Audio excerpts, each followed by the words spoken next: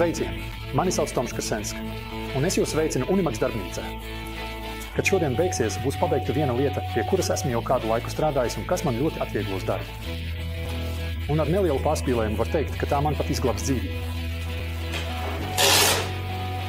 Papildus pastāvīgajiem elektroenerģijas pievadiem stacionārajām iekārtām. Man bieži vien ir nepieciešama kontaktlīgstu pārnēsājumajiem elektriskajiem instrumentiem, kurus izmantoju pēc vajadzības dažādās darbnīcas vietās, kur, protams, elektriskā kontaktlīgsta nav pieejama. Tāpēc man ir jāizmanto pagarinātājs. Tomēr guļošais kabelis ir ne tikai nepraktisks, bet pat bīstams, jo paklupšana un cilvēka kritiens darbnīcā var radīt, un tas nav pārspīlējums, fatālas sekas. Protams, kaitinoši ir arī kabeļa attīšana un savīšana, kad tas droši vien sapinās un aizķers tā. Kā jums tas neizdodas? Pat ja jūs to mēģinātu. Tāpēc es izvēlējos kabeļa spolu un sākotnēji to piekāru pie darba galda kājas. Drīz es sapratu, ka tas atrisināja tikai daļu no manas problēmas. Pirms darba es varu ērti izvilkt kabeli, kur man tas nepieciešams, un pēc darba tikpat viegli to sakārtot. Bet darba laikā es joprojām aiz tā paklūpu vai uz tā uzkāpu. Turklāt es sapratu, ka man ir tieši tāda pati problēma ar pneumatisko šļūteni, balstoties uz labo pieredzi ar kabeļa spolu. Tāpēc es nolēmu iegādāties spolu, arī gaisa sadalēju, bet galvenokārt abus novietot pie griestiem. Pateicoties regulējumam aizturim, es atstāju no spolas izvirzītu tieši garu kabeļa vai šļūtenes daļu, lai es to varētu sasniegt no zemes. Tajā pašā laikā, kad tā ir savilkta, tā netraucēja.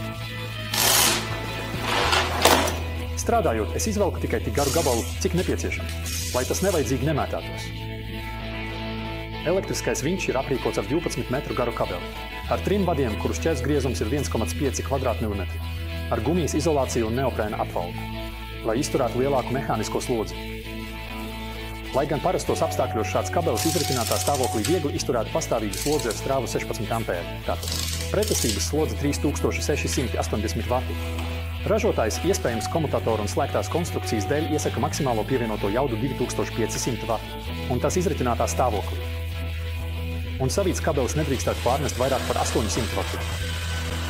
Ilgstošas vai pastāvīgas slodzes gadījumā ir labi to ievērot, bet īslaicīgi kabelis var izturēt arī lielāku slodzi. Galu galā, par visu rūpējas drošības drošinātājs. Otro vinču es izvēlējos ar īsāku šļūteni, bet ar lielāku diametru, lai samazinātu spiedienu zudumus. Šļūtene ir 9 metrus gara, tāpēc tā rezervi aptver visu darbnīcu un sasniedz arī ārpusi. Ja es vēlēšos kaut ko tīrīt ar saspiestu gaisu un nevēlos netīrīt darbnīcu, šļūtenes spola ir piegādāta bez ātrajiem savienojumiem tikai ar ārējiem vitnēm 4/4 colu, tāpēc savienojumu ar gaisa sadali. Var veikt ar savienojumu vai izmantot nipeli ātrajiem savienojumiem. Otrā galā noteikti izmantosiet ātro savienojumu ar iekšējo vītni.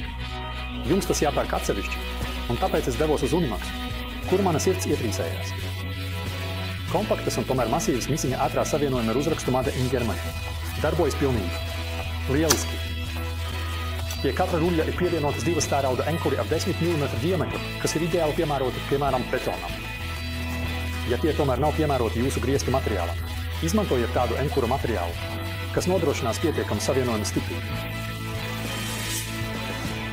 Galu galā vinčis būs virs jūsu galvas, tāpēc noteikti nevēlaties, lai tas jums uzkrīt uz smaida.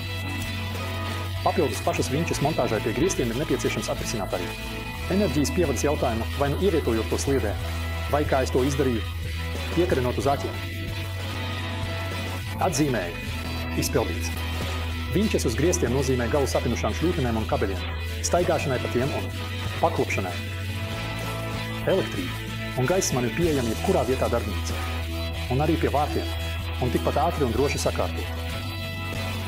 Lūdzu, abonējiet un noklikšķiniet uz zvaniņa ikonas, lai saņemtu paziņojumus par jauniem video no Unimax darbnīcas.